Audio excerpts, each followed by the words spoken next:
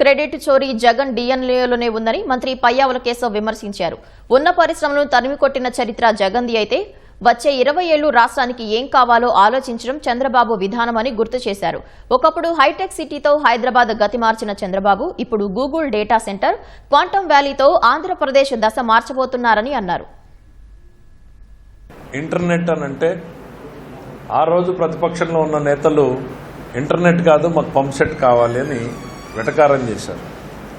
Pump సెట్లో కూడా నేను ముందున్నానయ్యా, మీకన్నా పంప్ సెట్లో రిఫార్మ్స్ నేను తీసుకొచ్చాను, దాంతోపాటు ఇది అవసరము అంటే ఐటీ కూడు పెడుతుందా అన్నారు ఆ రోజు ఉన్నటువంటి నాయకులు. ఇదే మాటను మాట్లాడారు. ఐటీ కూడు పెడుతుందా అని అడిగారు. ఈ 20 ఏళ్ల ఐటీ ప్రస్థానాన్ని చూసాం. ప్రపంచవ్యాప్తంగా పిల్లలు పోగలిగారు.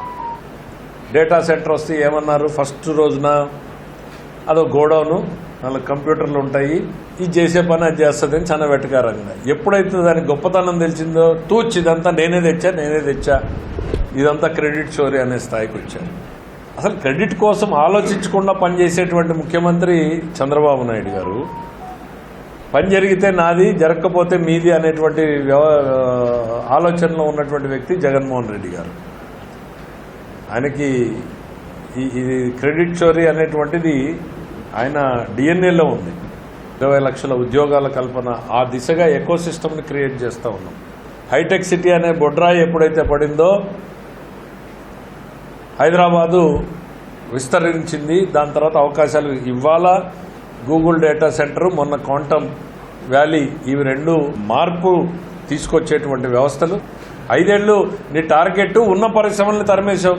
అమర్ రాజా 12,000 మందికి ఉద్యోగాలు ఇస్తూ ఇంకో 12,000 నుంచి 18,000 మందికి ఉద్యోగాలు ఇస్తాము మేము పెడతామంటే ఉన్న వ్యవస్థని మూసేదానికి పొల్యూషన్ కంట్రోల్ బోర్డుతో నోటీస్ ఇచ్చావు.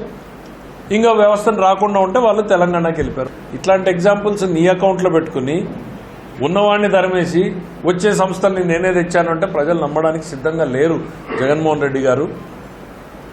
అసలు మీరేందో ప్రకటించండి. ఈ రోజుకైనా చెప్పండి, ఎస్ నేను ఇండస్ట్రీ ఫ్రెండ్లీ పరిశ్రమల్ని తీసుకొస్తాను, వచ్చిన పరిశ్రమల్ని తరిమేయను అనేది మీ నోట్లో నుంచి చెప్పండి. అమరావతి అంటే దాన్ని నాశనం చేసేకి చూస్తారు, విశాఖ అంటే నాశనం చేసేకి చూస్తారు, మెడికల్ కాలేజీలు అంటే టెండర్ లేదంటారు. మీరు ఆపమన్నా కూడా ఆగదు ఈ గవర్నమెంటు. అన్ని విషయాల్లో అనుకున్న లక్ష్యాల్ని సాధించి తీరుతా. మెడికల్ కాలేజీల విషయంలో కూడా మీరు చూస్తారు.